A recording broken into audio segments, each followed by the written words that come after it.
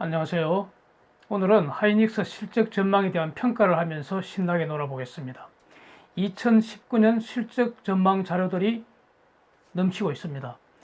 영업이익의 경우에 18년도에는 20조 이상 이익이 났는데 19년도에는 대략 7조 내외, 20년도에 약간 회복돼서 10조 내외로 전망한 자료가 넘치고 있습니다.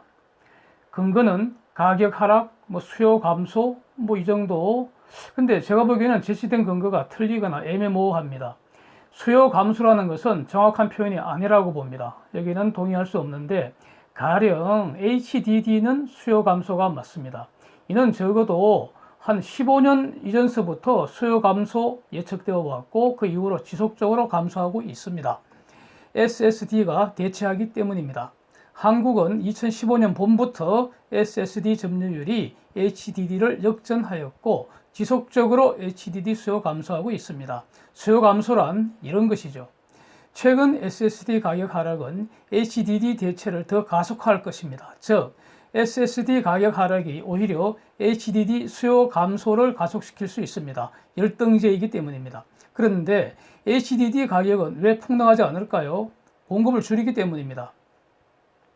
지금 메모리 반도체 가격 하락은 가장 큰 원인 딱 하나를 꼽으라면 인텔의 CPU 공급 장애 때문이라고 봅니다. 메모리 발주가 대기 모드가 된 겁니다. CPU와 메모리가 함께 시스템을 구성하죠. CPU가 있어야 이를 작동할 메모리도 필요한 거 아니겠습니까? CPU 없으면 메모리도 쓸모없는 것입니다. 2018년 하반기부터 공급장애 조짐을 보이다가 작년 9월 말경인가요? 인텔 CEO가 직접 해명한 것이 팩트입니다. 그 당시 클라우드, 빅데이터 이런 분야의 서버 수요가 급증한 상황에서 2011년 이후로 감소하기만 하던 PC 수요가 갑자기 증가로 반전했다는 거 아닙니까? 그러니까 업무용은 고사양화되고 업무용 PC가 고사양화되고 또 EU 등에서는 초중고생들 교육용 보급형 PC 수요도 급증했다는 거 아닙니까? 엎친 데 덮친 격으로 10나노 공정전환 일정이 지연되고 결국 인텔이 PC 시장 변화 제대로 예측하지 못했고 기술 혁신 일정도 차질을 빚은 것이죠. 최근에는 스포일러라는 보안 문제까지 대두되어 갖고 관망하는 상황이 역력합니다. 어쨌든 CPU 가격은 오히려 급등하고 있잖아요. 공급 장애에도 인텔 대체제는 마땅하지 않다는 것이죠. 이런 공급 장애가 지속된다면 AMD가 일정 부분 대체에 성공할 수 있을지 지켜볼 일입니다. 그러나 회의적입니다. 메모리 반도체는 지속적으로 수요가 감소하는 HDD와는 완전히 다르죠. 가령 지금 파나 서너 달 후에 파나 최악의 경우에 내년에 팔아도 결국 삼성전자, 하이닉스, 마이크론 제품을 살 수밖에 다른 대체제가 없습니다. 그리고 공급 장애가 해소되는 순간 수요는 폭증하게 될 겁니다.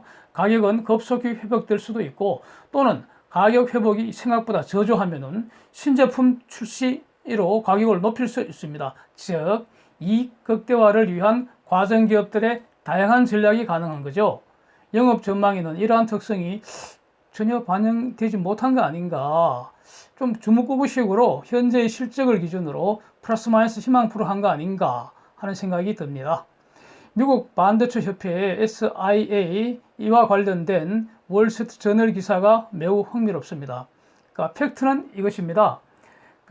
향후 지금 3월 말 또는 4월 초로 트럼프 시진핑 서밋이 예정되어 있죠. 무역협상기 마무리하겠다는 건데 중공이 양보안으로 제시된 것 중에 하나가 향후 6년간 대략 2천억 불 정도 미국 반도체를 구매하겠다 이런 제안이라는 겁니다. 그런데 SIA가 이를 반대한다는 겁니다. 제가 보기에는 이유는 간단합니다. 중공에게는 좋고 미국 반도체 기업들에게는 손해라는 겁니다. 그 이유는 이렇습니다. 지금 미국과 중국 간 반도체 거래는 미국에서 수출하는 게 한 70억 불 정도 되는데 그럼 미국 기업들이 말레이시아나 동남아 등 각국에서 공장 통해서 중국에 수출하는 것은 무려 730억 불 가량 된다는 겁니다. 이는 모두 동남아 각국의 어떤 수출액으로 통계되겠죠.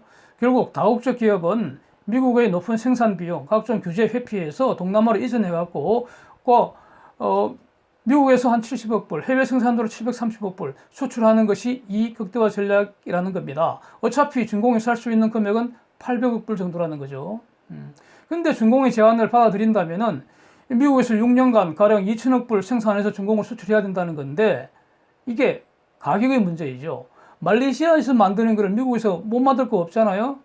가격 때문에 안 만드는 거지 못 만드는 게 아니지 않습니까? 생산비 올라가서 가격이 높아진다는 것인데 중공이 이 높은 가격에 사갈 리가 없죠. 그럼 어떻게 되겠습니까? 결국 일정 부분 그러니까 중공 현지 생산이 강제될 가능성이 매우 높다는 겁니다. 뭐 틀림없이 그렇게 될 겁니다.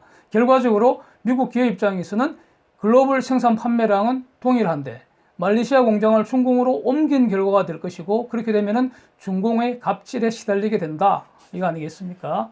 말레이시아 생산 수출 감소하고 실업 발생하고 중공에는 생산 투자 고용 늘고 미쳤습니까? 이런 짓 하게?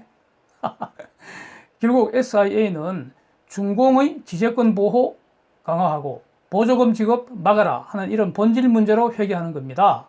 이것이 되어야 미국 기업이 접근할 수 있는 중공의 시장 규모가 확대된다는 거죠. 요거는 중공이 절대로 못하겠다고 버티는 거 아닙니까? 지재권 보호는 약간씩 하는 척만 하는 거고 보조금 지급 금지는 끝까지 버티겠다는 거 아닙니까? 저는 결국 중공이 버티다가 해체되리라고 예상합니다. 한번 두고 보겠습니다. 자, 이런 협상의 기제에는 반도체가 산업의 쌀 또는 경제의 밥이라는 특성이 있습니다. 수요의 가격 탄력성이 일반 경제지와는 완전히 다르죠. 지금은 가격 내렸다고 더 팔리는 것도 아니고 CPU 공급 장애가 해소되어 대기 수요가 현실화되면 가격이 오른다고 수요가 감소하는 것도 아닙니다. 대체제가 없으니까요. 반도체 산업의 높은 영업 레버리지 이걸 고려하면은 늦어도 2분기 말 또는 하반기 이후에 그러니까 대기 수요가 현실화되면은 이익은 급속하게 회복되리라고 저는 판단합니다. 하이닉스 쟁점은 지난 자료에서도 밝힌 바와 같이 낸드와 SSD 경쟁력을 어떻게 높여가는지 주목해야 한다는 겁니다. 현재는 대략 3, 4위 위치하는데 글로벌 시장에서 3, 4위는 의미 없다고 저는 생각합니다. 1위인 삼성전자가 넘사벽이기 때문에 결국 2등인 웨스틴 디지털을 제압할 수 있을지 이게 관전 포인트라고 생각합니다. 장기적으로 저는 좀 긍정적으로 보는 입장이어서 주가 조정하면은 매수 홀딩하는 것이 현명하다. 이렇게 저는 판단하는 겁니다. 지난 18일 하이닉스 매집해야 된다. 주식 사야 된다 하는 영상을 처음 올렸는데 운 좋게도 그 이후에 크게 반등했습니다. 지금도 5% 이상 폭등하고 있네요. 네, 감사합니다. 다음에도 더 재미나는 주제로 신나게 같이 놀겠습니다.